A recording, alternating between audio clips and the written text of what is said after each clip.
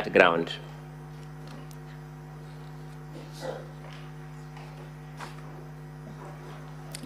Yes, in the motion, those are the two grounds. Let me start with ground B. Paragraph B, rather.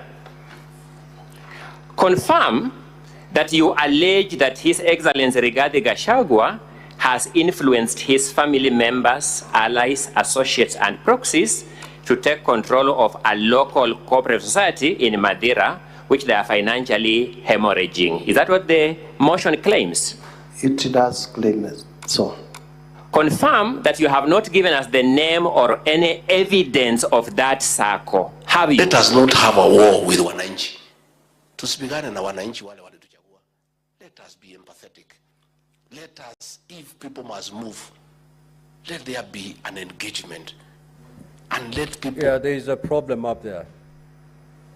Okay, proceed. And then at the time you wish the video to be played, you will let us, the senators know. Proceed. Let us not have a war with wananchi. The team at the control room. Let us be empathetic. Secretariat, can you move to the control room and tell them to let there be wait. An engagement. And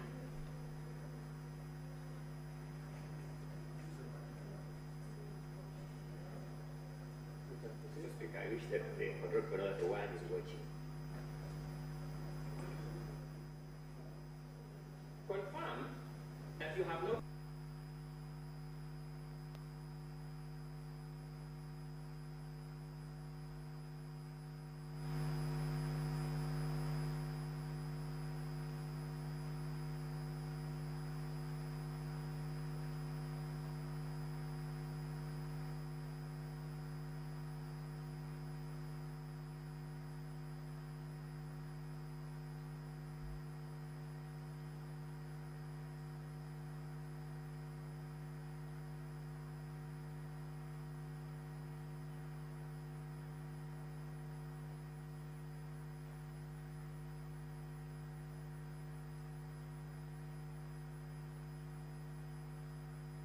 speak closer to the microphone, Honorable Mutuse. Speak closer to the microphone, please. We will be urging the Senate to uphold the impeachment. Mr. Mutuse, I'm asking a specific question on a specific allegation. It is your desire for these senators to impeach this deputy president on an allegation that he has, through his proxies, taken control of a cooperative society we don't know, isn't it? I have said I leave that to their decision. Is it your desire? Is that what you desire? You want some outcome from this process, you as the mover of this motion. Is that what you want of this motion? What do you understand when I say I leave it to their decision? You have no right to ask me any question. Mutuse, just say yes or no. We move on. We make progress. Thank you. My apologies. Yes. Thank you so much for that comic moment. You also want this distinguished Senate to find the deputy president to have taken over the control of this unknown circle. Now, this is my element, through undisclosed family members. Indeed, it is my desire that the motion is upheld.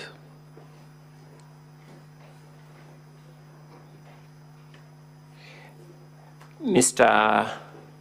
Mutuse, Honorable Mutuse, do you know the seriousness of the business that keeps us here? Very well. My apologies, I didn't get the answer. I didn't get the answer. I know. Thank you.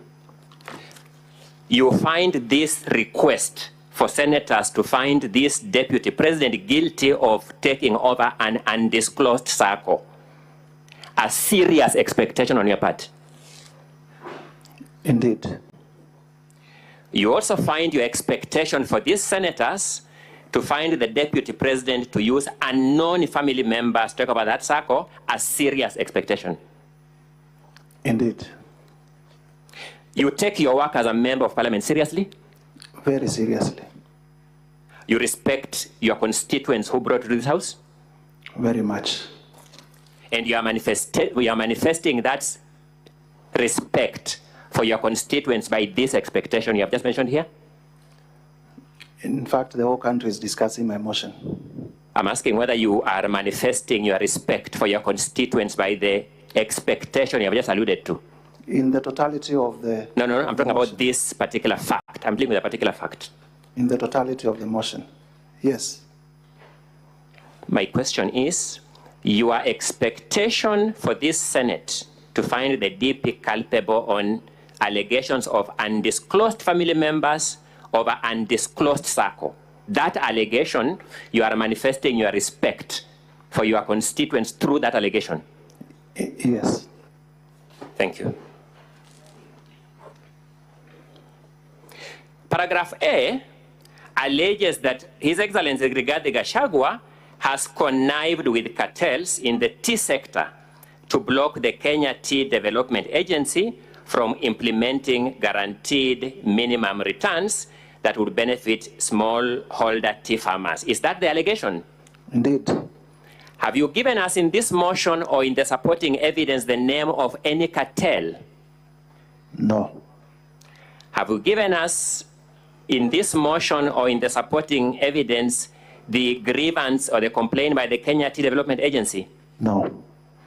This is also part of your expression of respect for your constituents. Indeed. It is also part of the seriousness with which you take this motion.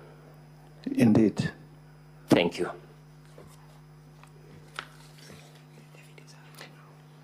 Mr. Speaker, may I now move to the video 10 and 10A. Let's start with 10 first.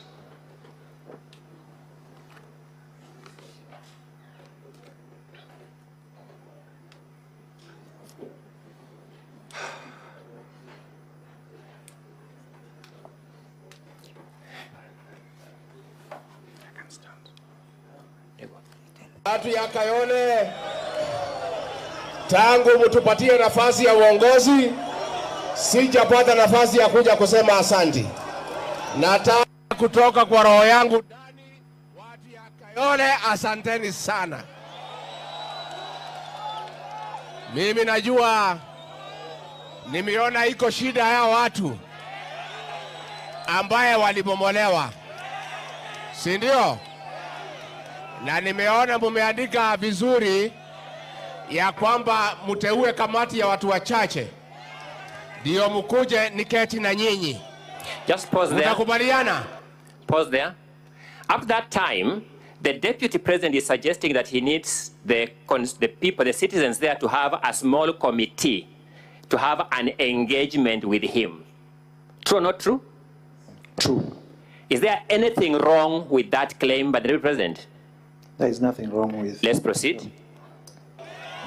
Mimi ningetaka wale watu ambaye walipata shida hii ya upomoaji, ambaye ni kitu tulikuwa tumeahidi wananchi haitafanyika kwa serikali yetu. Mimi ningetaka niwasikize na nitapanga na mheshimiwa Meja Dong wakuje ndio tukue na nafasi ya kuongea. Let's pause there. Tumekubaliana?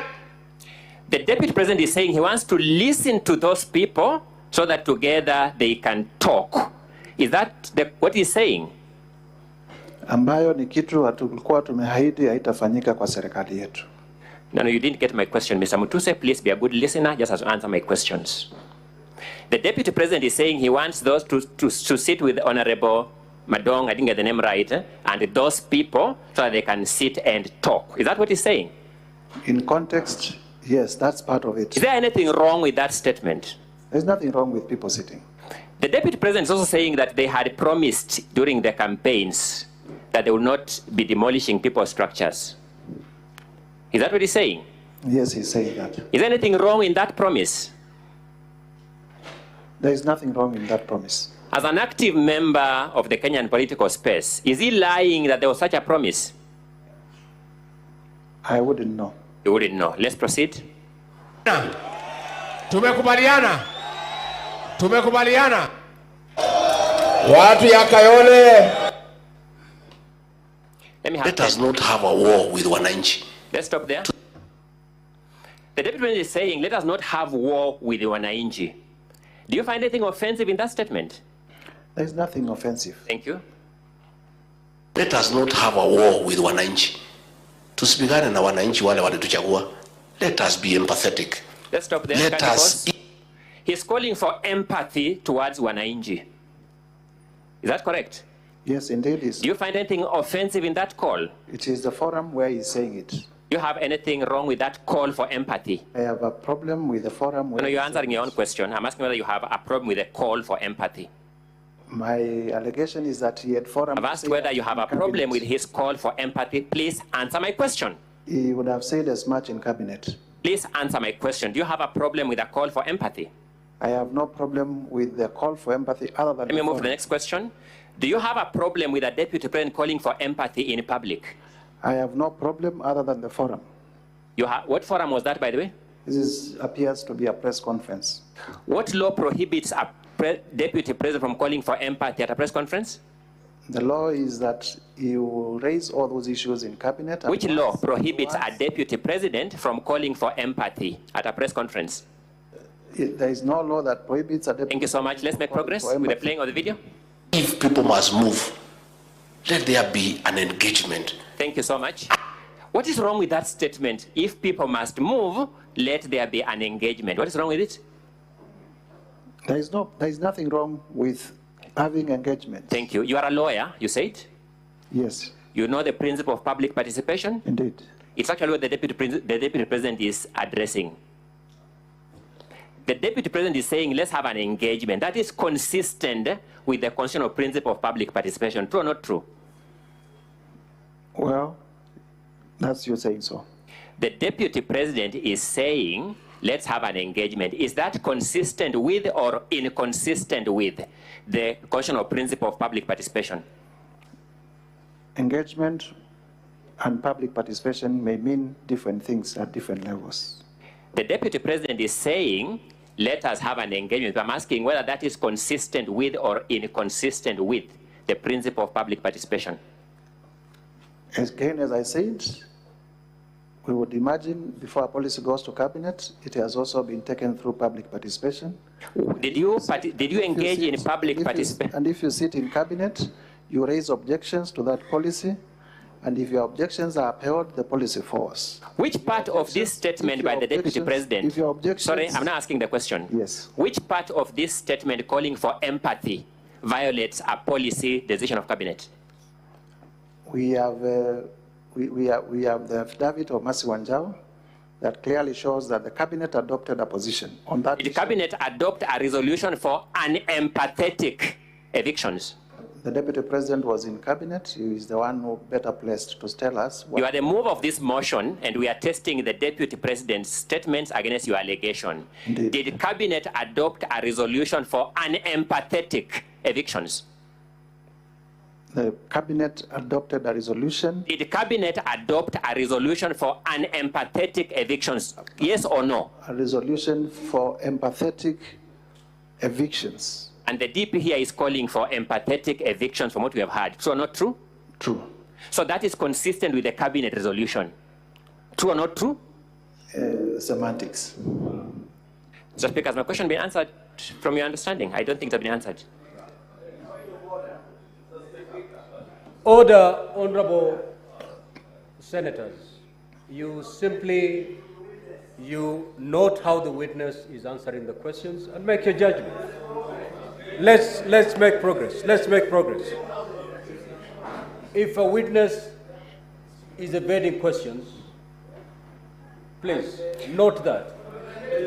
Proceed. Mr. Speaker, you are right in that ruling, save that he's doing this at the expense of my time and the deputy president's time, and at the compromise of the deputy president's right to a fair hearing, where he has to have adequate time, which means time managed economically.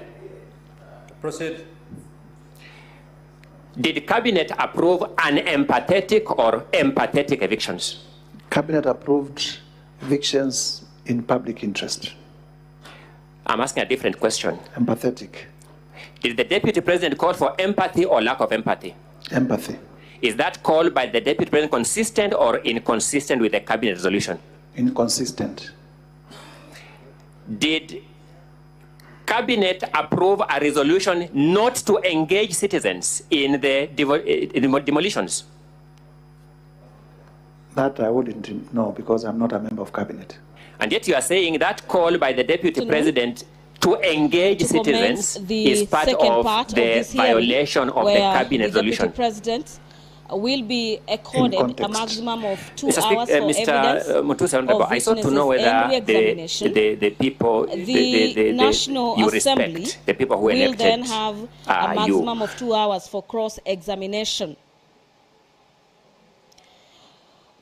That will happen during this afternoon session, where the Deputy President will be telling senators why the 11 charges leveled against him, among the charges being undermining matters to do with devolution, undermining the presidency, and matters to do with gross misconduct. Why the charges are frivolous and baseless, as has been termed by his counsel. After the completion of the allocated time, which is about 4 hours according to the program, during this afternoon session, the House will then move to have senators ask questions as well as clarifications.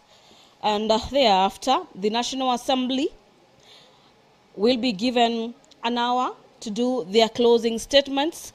Our dear viewers, here is where the Defense Counsel for the prosecution here being the National Assembly, the team at the National Assembly, they are being led by lawyers, Honorable James Orengo being the lead counsel of the team, as well as lawyers such as Muthomi Thiankolu, and during the 60 minutes allocated by the Speaker, being the closing statement, the National Assembly will be having their final opportunity to convince the House why they should uphold the impeachment charges leveled against the Deputy President. Similarly, the Defense Counsel and the Deputy President of the Republic of Kenya will equally be accorded 60 minutes to convince senators, this being last-minute attempts to convince the House why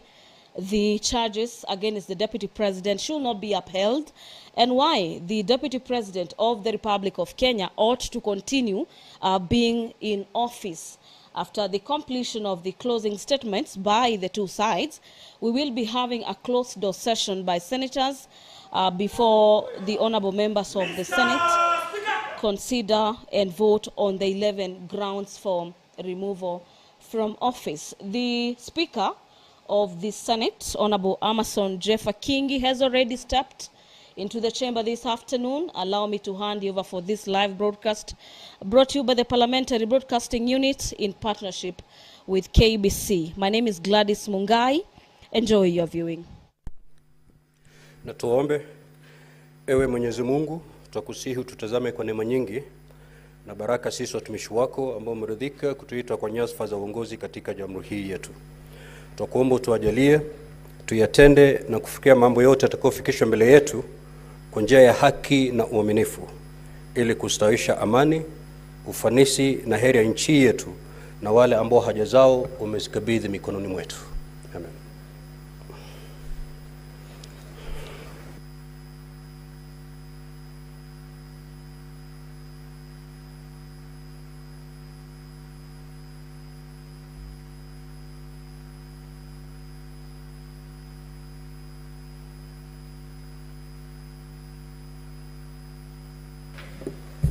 Clerk, do you have quorum? Honorable Senators, please take your seats. We do have quorum, so we'll straight away go to this afternoon's business.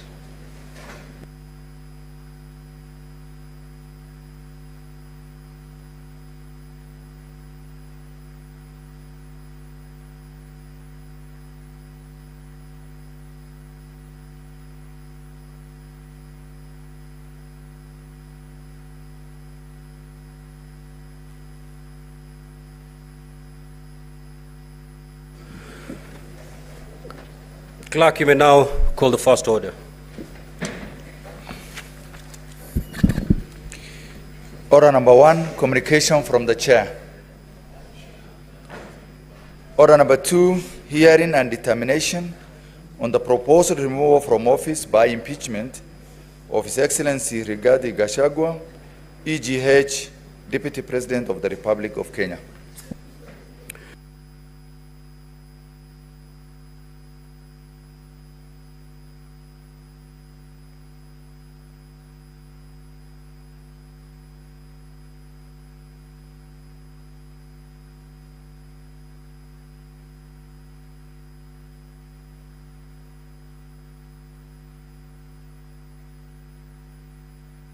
We'll give time to ample time to parties so that they can adequately present their cases.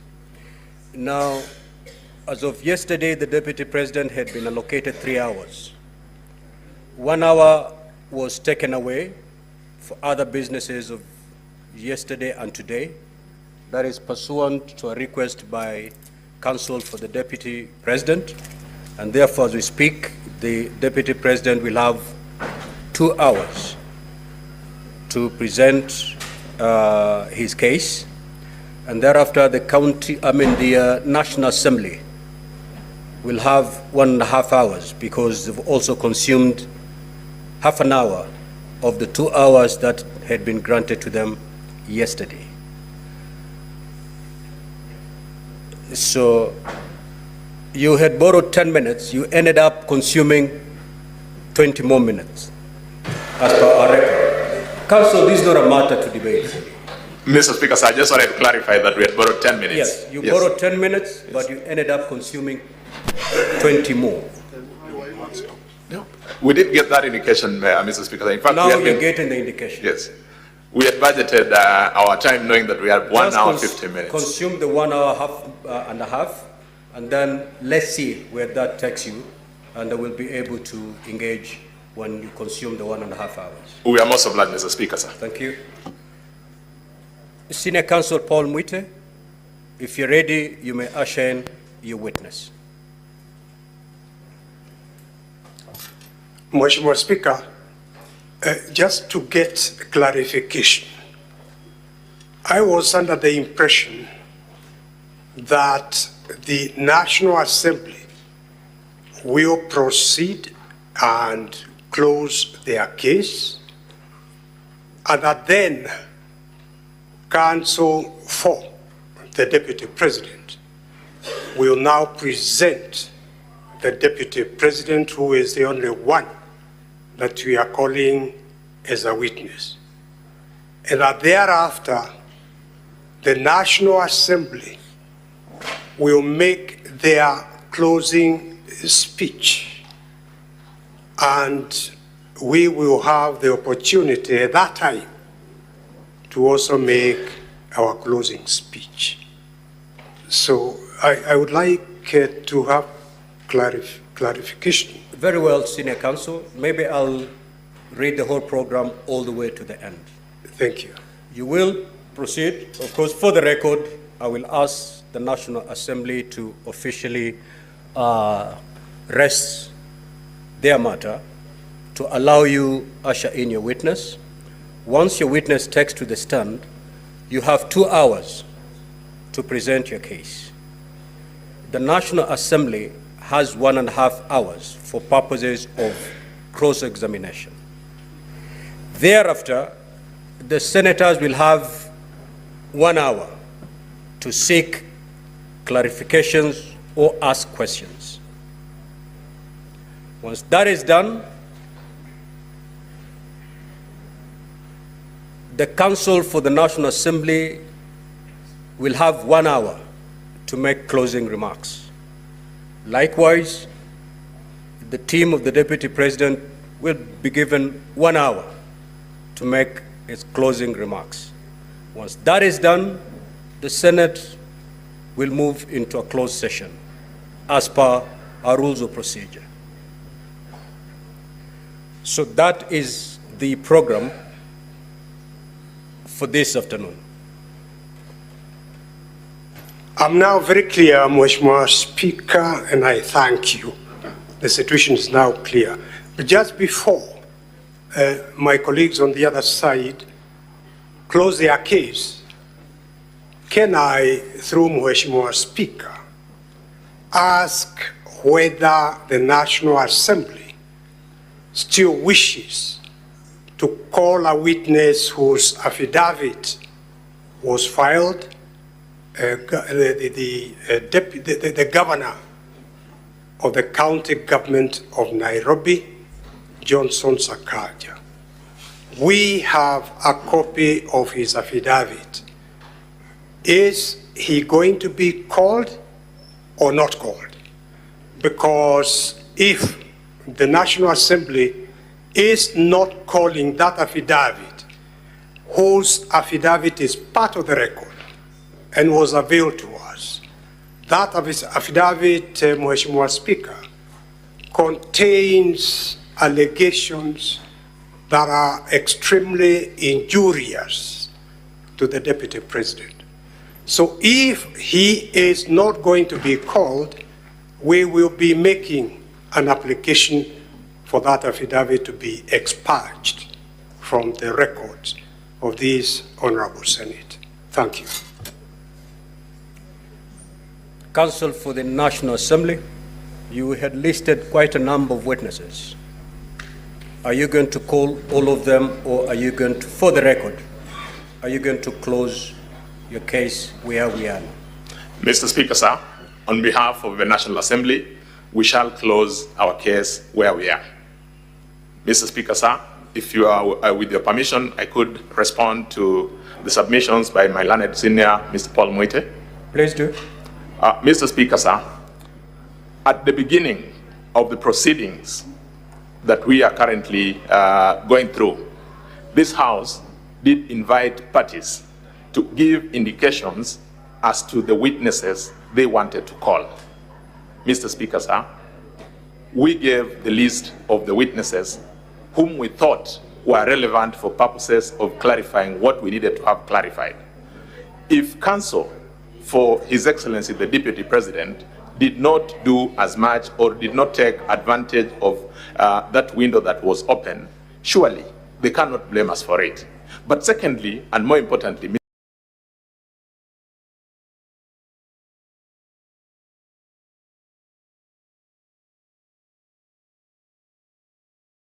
Mr. Speaker, sir, yesterday, in the course of a deliberation, learned senior counsel, Mr. Paul Mwita, is making, were to be looked at in its totality. He is actually making an application to amend or to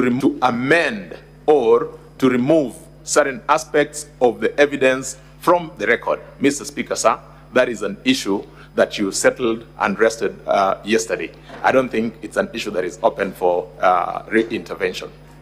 Mr. Speaker, sir, it should also suffice to note that even on our side, there are affidavits that form part of the record that came from the National Assembly. In particular, there is an affidavit sworn and which is in favor of His Excellency the Deputy President, an affidavit sworn by the joint executors of the will, that is Mr. Njoroge Rigeru, together with the other executors. It is part of this record. We have not made an application to have it expand. We have an opportunity to deal with it when the time comes. Lastly, Mr. Speaker, sir, the nature of the sittings that this House currently is undertaking is quasi-judicial. It is inquisitorial in nature. If that is to be the correct position, Mr. Speaker, sir, then the rules of evidence as we know it in the court would not necessarily bind the proceedings, because what has been presented is the subject of what the honorable senators are going to investigate. At the end of it, it is not a judgment that they will be giving, it will be a vote. I rest my case, Mr. Speaker, sir. Senior Counsel Paul Mwite. Mheshimiwa Speaker, first and foremost, the affidavits that my colleague, my learned friend, referred to were sworn by the executors of the will of the late brother to the Deputy President. They were filed in the National Assembly, in the proceedings in the National Assemblies. They were never filed here as affidavits of witnesses that we proposed to call. With regard to the affidavit of Governor